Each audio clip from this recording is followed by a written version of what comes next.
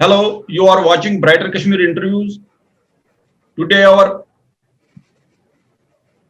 team of panelists is former Northern Command Chief, retired Lieutenant General D.S. Huda, who was the main architect of 2016 surgical strike on POK militant launch pads. Second is Vivek Sena, who is a reputed journalist and has worked with top media houses in India, including Times of India, Deccan Chronicle, Hindustan Times, Asian Age. He has also wrote a novel, Chip in Madrasa. Welcome to you in our this show. Thank you, Farooq. Thank you very much. We are discussing current statement by CDS Bipin Rawat regarding the US troops withdrawal from Afghanistan, its impact on India, especially on Kashmir, Pakistan, and Kashmir situation will dominate during our conversation. तो sir हम सीधा मुद्दे पे जाते हैं.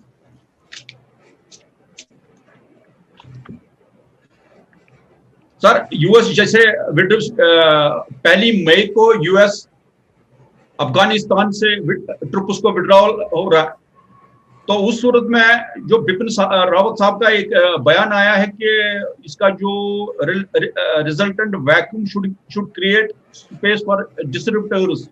Who are these disruptors and what will be the effect of it on India, especially on Kashmir? So Farooq, that question is for me? Yes, sir. Okay, so the current state of affairs जो अफगानिस्तान में है, it is that there has not really been a very strong agreement between the US, the Afghan government and the Taliban on how and what shape the new government will take, how it will be formed. And therefore, जो withdrawal हो रहा है American troops और even NATO troops का subsequently withdrawal होगा वहाँ से, that is going to leave some kind of uncertainty and a vacuum.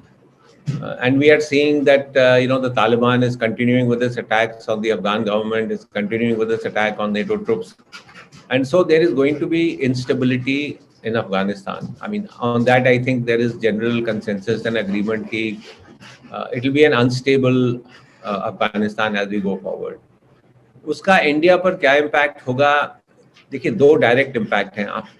हमने देखा है कि in the past Pakistan has been objecting to Indian presence in Afghanistan, Indian activities in Afghanistan, and there have been attacks on the Indian embassy, on the Indian forces that are deployed in Afghanistan. So मेरे हिसाब से ये जो attacks है will get intensified because Pakistan doesn't want a strong Indian presence in Afghanistan. And Pakistan is completely sort of allied with Taliban. मतलब इसमें कोई doubt नहीं है, उन्होंने ही सपोर्ट किया है पिछले 20 साल से. दूसरा जो इम्पैक्ट हो सकता है वो है, हमें मालूम है कि पास्ट में terrorist groups like Lashkar and Jaish Mohammed have had close links with Taliban. उनकी वहाँ पे ट्रेनिंग हुई है. So you could see greater sort of interaction between the Taliban and the terrorist groups that are operating in Kashmir, and that could have a direct impact on what the situation in Kashmir is. Having said that, मैं एक चीज़ बोलना चाहता हूँ कि हमारा जो posture है LOC के ऊपर काफ़ी strong है, तो ये डर भी नहीं है कि एकदम से बहुत सारे terrorist infiltrate करके कश्मीर में आएंगे, बट ये है कि उनको सपोर्ट हो सकता है तालिबान से ज़्यादा मिले. तो इंडिया में तो एक तो जैसे मैंने बताया direct sort of attacks on Indian presence in Afghanistan and closer linkages between Lashkar and Taliban. This is what could happen. And of course जब एक अफगानिस्तान में इंस्टेबिलिटी फैलेगी, so it could also impact on the regional instability. So these are the kind of impacts that you could see. because the withdrawal is going to be quite messy. There has been no agreement, and you will see, Taliban trying to exert greater influence and control over Afghanistan. बुढ़ा साहब इसने पुर्तगाल जो है उन्होंने भी बोला कि हम ट्रूप्स को विड्रॉल करेंगे अफगानिस्तान से, लेकिन इसका मतलब है कि एक बड़ा सा चंक वहां से निकलेगा तो इसका सीधा मतलब इफेक्ट तो होगा ही होगा इंडिया पे। तो आप इस दिशा में और क्या इसमें और क्या ये जो है आप इसमें और क्या रेमिफिकेशन देख सकते हैं कि जिससे इंडिया मुतासिर हो सकता है? देखिए, जैसे मैंने बोला कि अगर हमारे रीजन में, and Afghanistan is part of the south Asian region, और अगर इसमें एक कंट्री डिस्टेबलाइज अनस्टेबल हो जाती है तो ऑब्वियसली इसका डायरेक्ट इम्पैक्ट पाकिस्तान पर भी पड़ेगा। अगर ज़्यादा वहाँ पे लड़ाई छिड़ जाती है तो you will see refugee population moving into Pakistan, and as I said a direct sort of competition, India-Pakistan competition playing out in Afghanistan, impact on Kashmir in terms of terrorism and greater support between groups like Lashkar Jaish and Taliban. बड़ा साहब, कल India की तरफ से एक statement आया है कि अफगानिस्तान में सीज फायर होना चाहिए। आपने भी देखिए, ये तो जो अग्रीमेंट हुआ था यूएस और तालिबान के बीच में, यही था कि वहाँ पर सीज फायर होना चाहिए और there should be some period of peace, but we are seeing Taliban is not agreed to this and attacks are still continuing, lot of violence going on already in Afghanistan. So our position has been principled, and that is that there should be a period of peace, and then a discussion between the Taliban and the Afghan government on what type of government formation should take place. उस पर भी अभी कोई agreement नहीं है कि किस तरह की government बनेगी, because Taliban directly wants power sharing होना चाहिए, Afghan government wants कि election के through Taliban आए, तो अभी बहुत ज्यादा अनसर्टेनिटी है अफगानिस्तान में। सर, थोड़ा हम विवेक से जी भी बात करेंगे। विवेक जी, जैसे आप पूरा नजर रखते हैं दुनिया की इस पे, जो आप एनालिसिस करते हैं, कि आपको क्या लगता है कि how will China and Russia react to the political space created in Pakistan? इसके बारे में आपका क्या कहना है? देखिए, जैसा जनरल साहब ने बताया अभी कि it will give space to the Pakistani forces, और ये यूएस विड्रॉल की वजह से बहुत सारा अनस्टेबिलिटी आएगा उस रीजन में। तो डेफिनेटली अफगानिस्तान एक ऐसा स्ट्रैटेजिक लोकेशन पे है कि उसमें चाइना, रशिया और भी जो रीजनल प्लेयर्स हैं, they will try to get their pie of the cake. और इसमें सबसे अहम बात एक ये समझना होगा कि जो तालिबान है वहाँ पे, हम हमेशा मीडिया में कई सेक्शंस में लिखा जाता है गुड तालिबान, बैड तालिबान। तालिबान है, वो आईएसआई का क्रिएटेड है, इट्स एन ओपन सीक्रेट। और सबसे जो फॉल आउट जो होगा उसका वो ये रहेगा कि जो ड्यूरेंट लाइन के दोनों तरफ जो पश्तून्स का जो मूवमेंट चल रहा है इस वक्त, जो उनके मुतालिबात हैं कि माइंस को हटाना है और उनका जो सेफ्टी के इश्यूज हैं, उसके ऊपर एक बहुत बड़ा इम्पैक्ट देखा जा सकता है। और सेकेंडली, चाइना ये सीपेक का और बीआरआई का जो उनका एक्सटेंशन है वो अफगानिस्तान की तरफ ले जाना का कोशिश करेंगे। और रशिया, जैसा कि आपने कहा कि बिल्कुल they might try to step in, और वो कोशिश करेंगे कि हम इसमें फिर से जो पुराना जो उनका 80s के दौरान में जो वो आए थे, जब उन्होंने इन्वेड किया था, तो उस वक्त जो उन्होंने बनाया था अफगानिस्तान में, वो लेकर के जी, जैसे आप पाकिस्तान की जैसे आप पाकिस्तान की पॉलिटिक्स को क्लोजली मॉनिटर करते हैं, जैसे आप वहां पे आपने लिखा भी काफी है उसके बलूचिस्तान वगैरह पे, लेकिन कल या परसों में ऐसा हो गया कि पाकिस्तान में तहरीक लवाइक पे गवर्नमेंट ने बैन कर दिए। तो कहीं लगता है कि इसमें आपको लगता है कि मिलिट्री इसमें बीच में आएगी, या मिलिट्री पाकिस्तान की गवर्नमेंट को टेक ओवर कर सकता है? देखिए, पाकिस्तान का जो गवर्नमेंट है वो मिलिट्री के ही हाथ में है। वो हमेशा कोई ना कोई पपेट को बिठाते हैं। वो इमरान खान अभी एक बिठाया है, वो selected prime minister, is not an elected prime minister.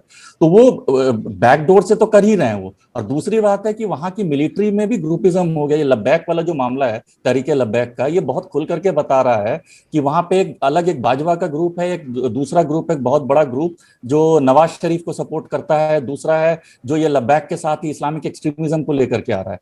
तो ये बिल्कुल सही बात है कि लद्दाख वाला जो मुद्दा है इस्लामिक एक्सट्रीमिज्म को लेकर के ये आए सामने में, ताकि इमरान खान गवर्नमेंट जो है बैकफुट पे चली जाए। और चूंकि वो एक सेक्शन जो है पाकिस्तान आर्मी का उसने सपोर्ट किया, तो कल आपने देखा होगा कि वो सोशल मीडिया को वो बैन किया था उन्होंने कुछ घंटे के लिए, क्योंकि वो लद्दाख वाले जितने भी लोग हैं तहरीके लद्दाख वाले, वो सोशल मीडिया पे बहुत एक्टिव हैं। इसका तो आपका कहना ये है कि पाकिस्तान की जो मिलिट्री है वो डिवाइड हो गई है, आधी ग्रुपिज्म है, नवाज शरीफ के साथ में है, आधा इसका सेक्शन है वो भाजपा के साथ है या इमरान खान के साथ है।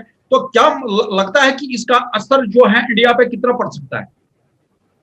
इंडिया पे डायरेक्ट इंपैक्ट होगा, कश्मीर पे हमको देखने का आएगा, क्योंकि उन्होंने जो अपने आवाम को सेल किया है कश्मीर की आजादी वाला, जो वो पिछले 70 सालों से देते आ रहे हैं, और आर्टिकल 370 और 35A हटने के बाद से उनको ये नैरेटिव बेचना बड़ा मुश्किल हो रहा है कि वो कुछ कर लेकिन नहीं वो पा तो रहे इंडिया भी करता है ना। वो जो अगर पाकिस्तान के पास कश्मीर का मुद्दा है तो इंडिया के पास भी कश्मीर का मुद्दा है।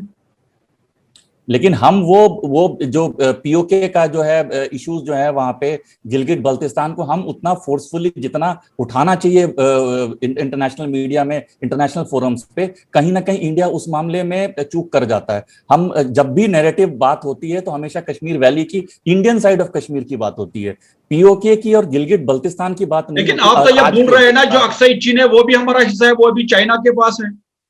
हाँ, तो वो सारी बातें आनी चाहिए ना, ये बातें फोर्सफुली हमको रखना चाहिए इंटरनेशनल फोरम्स पे, यही तो मैं बोल रहा हूँ। और पाकिस्तान ये जो लद्दाख वाला जो तमाशा हुआ है, ये चल रहा है अभी 20 अप्रैल तक, ये अभी जब तक उन्होंने फ्रेंच एम्बेसडर को हटाने का जो अल्टीमेटम दिया हुआ है तब तक ये चलेगा। और इस पूरे मुद्दे को घुमा करके किसी न किसी तरीके से पाकिस्तान आपका ये फिर कहना है कि पाकिस्तान जो है उसका इंटरनेशनल लेवल पे बहुत स्ट्रांग मुद्दा है एज कंपेयर टू इंडिया, आपका ये कहना है ना? नहीं, मैं ये कह रहा हूं कि पाकिस्तान का जो कश्मीर का जो नैरेटिव है, वो कश्मीर नैरेटिव पाकिस्तान अपने हिसाब से ड्राइव करने में कहीं ना कहीं सक्सेसफुल हो जाता है। हमको और ज्यादा असर्टिव होना चाहिए। जैसे पिछले दिनों पीओके में महंगाई को लेकर बहुत जबरदस्त प्रोटेस्ट हुआ था, गिलगिट बल्तिस्तान में प्रोटेस्ट हो रहे हैं, वो डॉक्टर्स का मुद्दा था। ये मुद्दा आपने किस इंटरनेशनल मीडिया में देखा है? बहुत कम जगहों पे ये उठाया गया है। वहां पे इंटरनेट ब्लॉकेड है, वहां पे जो गिलगिट बल्तिस्तान को एनेक्स किया पाकिस्तान के साथ, तो वो भी एक बड़ा मुद्दा है, वहां पे भी प्रोटेस्ट हो रहे हैं। लेकिन तो भी वो कश्मीर का जो मसला है उसको उजागर कर रहे हैं इंटरनेशनल फोरम में। तो उसके बारे में आप क्या बता रहे हैं? यही तो मैं बोल रहा हूं ना कि ये जो मुद्दे हैं, ये मुद्दे हमको, ये क्योंकि हमारा कश्मीर, हम कहते हैं कि कश्मीर हमारा अटूट अंग है, तो अटूट अंग है तो उसमें पीओके भी आता है, उसमें गिलगिट बल्तिस्तान भी आता है, उसमें अक्साई चीन भी आता है। पाकिस्तान तो ये बोल रहा है ये जुगलर वैन है, पाकिस्तान तो बता रहा है कश्मीर जुगलर वो तो कहेगा ही, वो कहेगा। इंडिया को फोर्सफुली कहना चाहिए। मेरा ये कहना है कि हमको एज जर्नलिस्ट, मैं अपने लेवल पे जहां जहां होता है मैं लिखता रहता हूं इस बारे में और बोलता भी रहता हूं, ये इंडिया को फोर्सफुली इसको बोलना चाहिए। ये जो वहां पे महंगाई को लेकर के बहुत जबरदस्त प्रोटेस्ट हुआ था, बहुत वायलेंट प्रोटेस्ट, महंगाई तो यहाँ पे नहीं है, कम है, इंडिया में भी कुछ कम है महंगाई, तो यहाँ पे भी है। देखिए पेट्रोल कहां से छू गए, अभी देखिए पहुंच गया। फारूक साहब रिलेटिव बात कर रहा हूं मैं।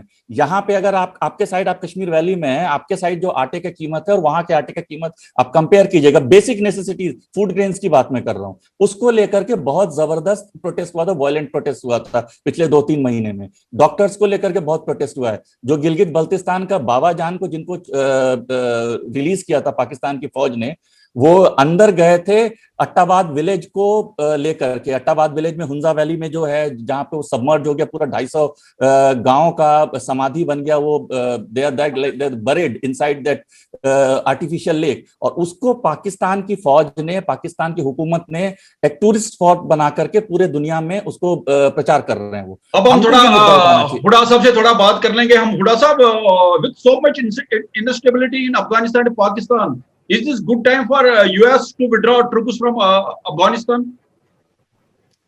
देखिए, everybody looks at his own national interest. I mean, other countries are saying that this is probably not a good time for the US to, withdraw from Afghanistan. US का अपना मानना है कि this is a war that has been going on for 20 years, and how long will the US stay invested in this region? And उन्होंने हमेशा ये कहा है कि regional powers जो हैं should take greater interest in what is happening in Afghanistan, and that US and NATO cannot be given the responsibility of this sort of never ending war. तो सबका अपना अपना नेशनल इंटरेस्ट है, US अपना national interest देख रहा है, हमको शायद सूट ना करे, बाकी रीजनल कंट्रीज को सूट ना करे US withdrawing at this time, but they are seeing the cost in terms of lives lost, the money that has been pumped in, and so what value is it giving to the US? When the US went in also, उनका जो main मुद्दा यही था कि al Qaeda को वहाँ से निकालना, और वो अभी कहते हैं कि अलकायदा वीकन हो गई है, और अलकायदा का जो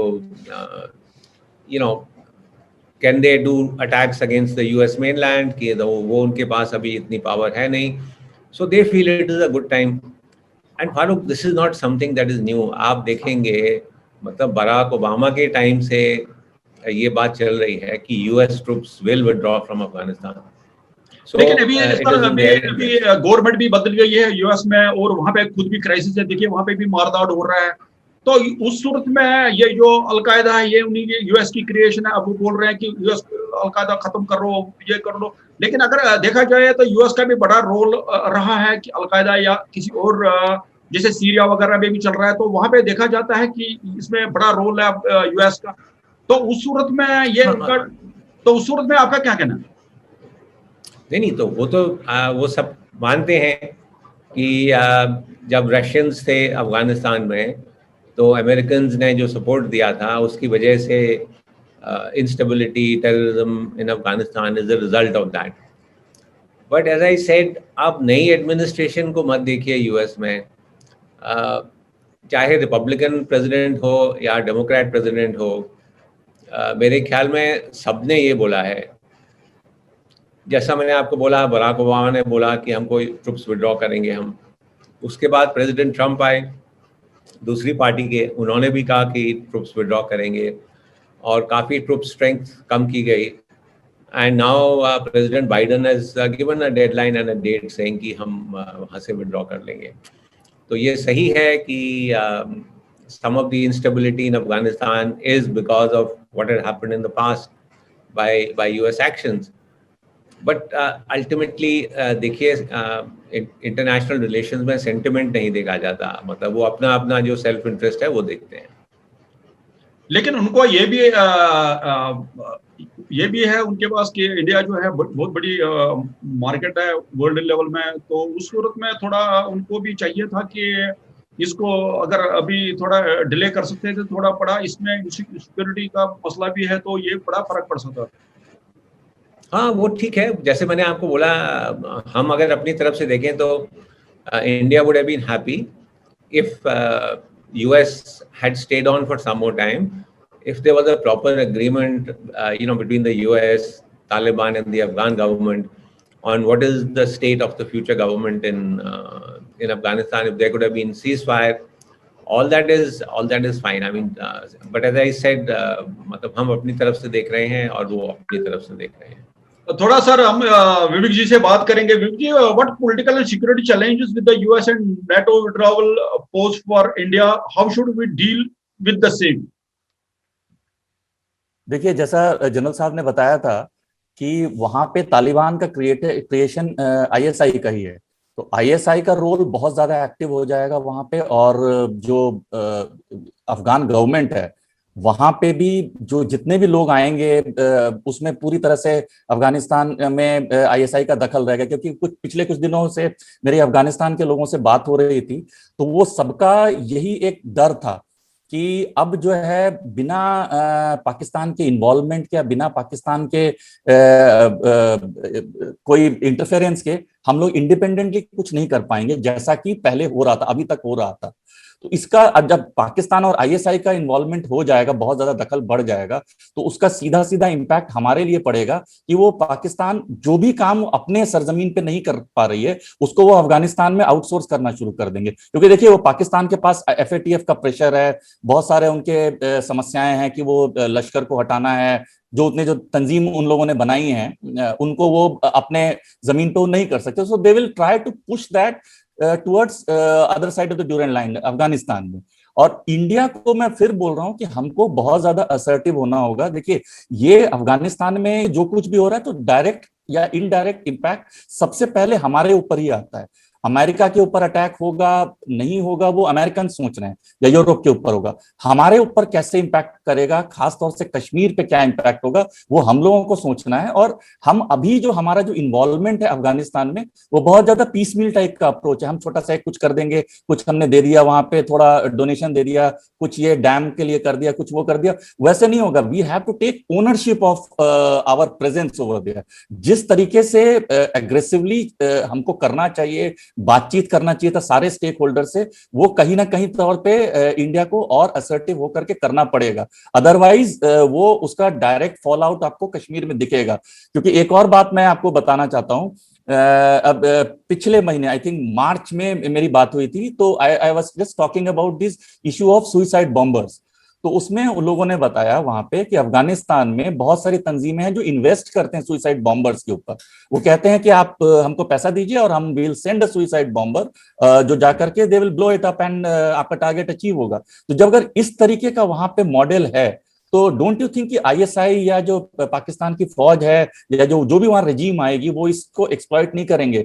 वो इस बात को जानते नहीं होंगे, वो बिल्कुल जानते होंगे, और उसका कहीं ना कहीं फॉल आउट हमारी साइड होगा ही होगा। ये हमको बहुत क्लियरली सोचना विवेक जी, होगा। और ऐसा है, इंडिया का बहुत बड़ा हाथ है अफगानिस्तान में, उसकी डेवलपमेंट में। वहां पे उन्होंने बहुत काम, हॉस्पिटल्स बनाए, बाकी और कुछ मतलब बड़े बड़े काम वहां पे किया, तो वो तो पहले से ही वहां पे इन्वॉल्व है। और करना होगा फारूक साहब, यही मैं कह रहा हूं कि ये जो हम और कर रहे हैं, मतलब किस ये सूरत में करना होगा, आप बता रहे हैं? हमको ओनरशिप, हमको ओनरशिप लेना होगा। हमको जितने भी स्टेक होल्डर्स हैं ना वहां पे, देखिए अफगानिस्तान में हम लोग जो भी गया है अभी तक, आप ये चाहते हैं कि जो वहां की मिलिट्री है उस मिलिट्री लेवल में आ जाए, अफगानिस्तान की जो मिलिट्री है? नहीं, मिलिट्री वाला चीज ये जनरल हुडा बताएंगे उसमें कि उसमें क्या हो सकता है, वो मेरा डोमेन नहीं है। बट मैं सिर्फ ये कहना चाहता हूं कि हमको असर्टिव होना चाहिए। We have to take ownership of our role over there. हम साहब, आप क्या बता रहे हैं इसके बारे में? पीसफुल अप्रोच है। हुडा साहब, आप बताइए।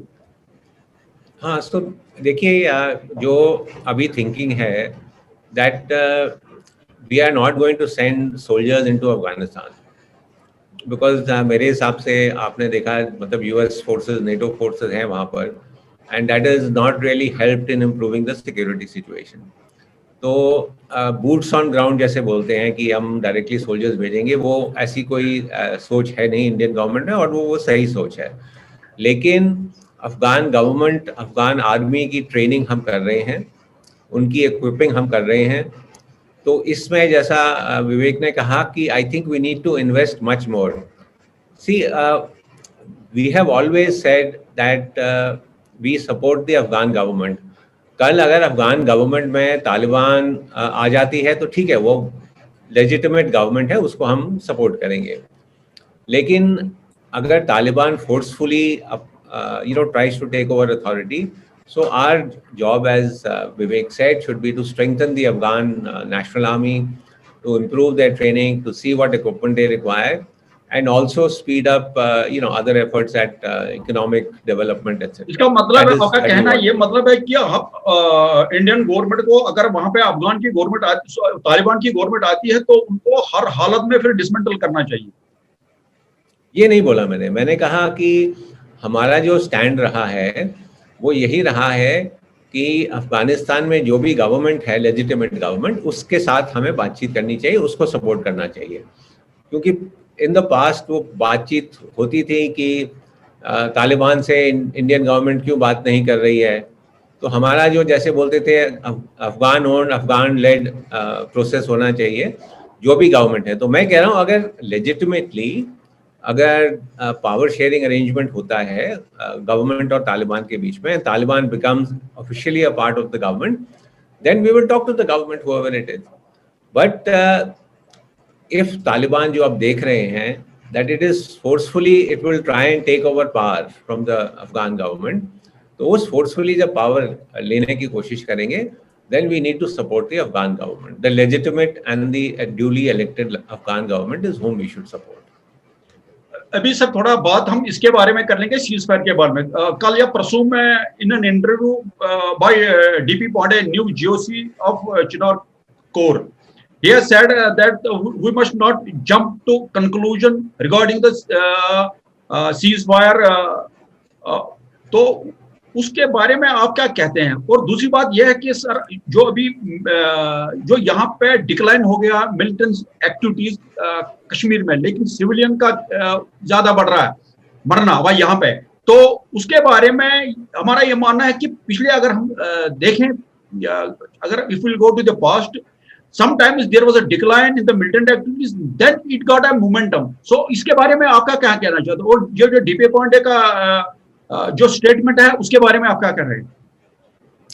देखिए ऐसा है, फर्स्टली लेट मी से जो सीजफायर एग्रीमेंट है, it's a positive step between India and Pakistan. I mean this daily firing that was going on, mostly affecting the civil population, I think it was not good. So it's a good thing that both countries have agreed to come to a ceasefire agreement.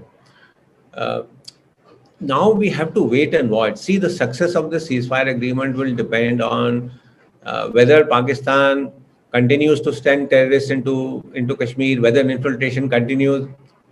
If that doesn't happen, then we can take some steps forward. So I think everyone is a little cautious now to say that does this mean the start of a bigger sort of political diplomatic process between India and Pakistan? Will you see greater engagement? So I think right now there is a sense of sort of cautious optimism to say let us see how this goes, and I'm happy to see that the ceasefire is holding. मतलब अभी ceasefire violation नहीं हो रहे हैं, तो ये अच्छी बात है. लेकिन इसका इम्पैक्ट क्या होगा, किस तरह से पड़ेगा, I think we'll have to wait and watch, and this is what I think general Pandey has been trying to say. नहीं सर, मैं ये बता रहा हूं कि ये जो यहाँ पे मिलिटेंट एक्टिविटीज डिक्लाइन हो गई, लेकिन अगर हम पास्ट की बात करें, पास्ट में मिलिटेंट एक्टिविटीज भी डिक्लाइन हो गई, लेकिन उसके बाद ये इन्होंने मोमेंटम पकड़ा. तो इसके बारे में आपका आपकी क्या राय है? देखिए ये तो हाँ, तो मेरी राय ये है कि militant activities decline is a result of actions by the security forces largely. कि किस तरह से आपको मालूम है कि 2001 में जैसे तकरीबन 4,500 डेथ्स हुई थी कश्मीर में. So उसके बाद militant activity has been declining. I think what is important is, along with the decline in militant activity, political solutions must be applied. और वो हमने देखा कि नहीं हुआ, कि हाँ मिलिटेंट एक्टिविटी डिक्लाइन हो गई तो जी अभी सब कुछ नॉर्मल है कश्मीर में, तो अभी और कुछ करने की जरूरत नहीं है. I think it needed to be followed up by some steps too. इसका मतलब है, आपका ये कहने का मतलब ये है कि यहाँ पे किसी हर हालत में पॉलिटिकल एक्टिविटीज को जारी रखो, सो दैट कि यहाँ पे नॉर्मलसी और बढ़े और यहाँ का जो सिस्टम है वो थोड़ा स्ट्रांग हो जाए.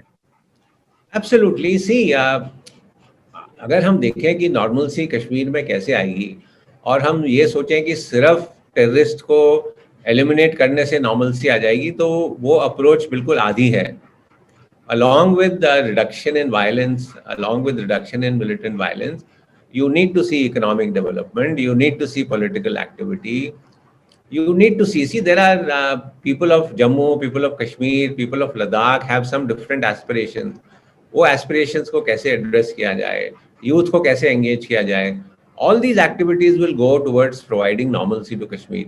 Merely equating normalcy with level of violence, I think ये मतलब full picture नहीं है. जनरल साहब, थोड़ा हम विवेक जी से बात करेंगे, उसके बाद हम अपना शो रैप अप कर लेंगे. विवेक जी, अभी जो सीज फायर तो अभी चल रहा है, सीज फायर तो अभी उस पर बड़ा उधर से भी फॉलो कर रहे हैं, यहाँ से भी फॉलो है, लेकिन एक बात इसमें बीच में आ रही है कि अभी कुछ दिनों में तो सिक्योरिटी फोर्सेस ने 2 ऐसे नार्को स्मगलिंग को बस्ट किया है, जिसके वजह से मतलब उनका करोड़ों का नुकसान हो गया.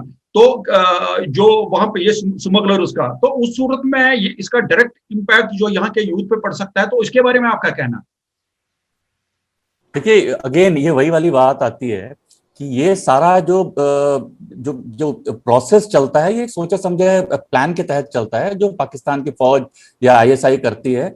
कि या तो वो पहले टेररिस्ट को भेजते हैं, टेररिस्ट के साथ साथ जब रिक्रूटमेंट करना होता है उनको, तो वो यूथ को, जो कश्मीरी यूथ है, उनको ड्रग्स, मंशियात का, वो नशे का लत करवाते हैं। वो कहीं ना कहीं से कंड्यूट वहीं से आता है ये।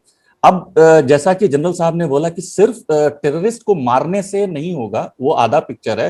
पूरा पिक्चर है कि जो जो रिक्रूटमेंट होता है, जो लोगों में भड़काने का भावना, और जो जिस तरह से ये लोग यूथ को बरगलाने की कोशिश करते हैं, जिसमें drugs plays a very important role, उस चीज को भी बस्ट करना होगा। साथ ही साथ उनको एक पॉजिटिव फ्रेमवर्क में लाना होगा, ताकि वो अपना जो भी उनका रोजगार है, जो भी उनका एस्पिरेशंस है, उसको एड्रेस करना होगा, इकोनॉमिक डेवलपमेंट करना होगा।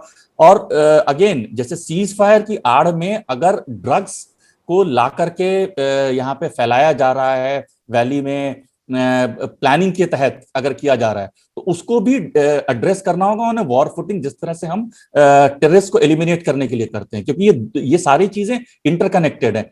पीसमील अप्रोच नहीं वर्क करेगा, इसमें हर एंगल पे उतने ही वॉर फुटिंग के साथ काम होना चाहिए जितने कि हम टेररिस्ट को एलिमिनेट कर रहे हैं, क्योंकि वो अच्छा, terrorist. Vivek ji, before we wrap up this show, so I need your comments regarding the Kashmir. What is your message towards the Kashmiri youth and JK youth? General Saab. Oh, achha, sorry, that's for me.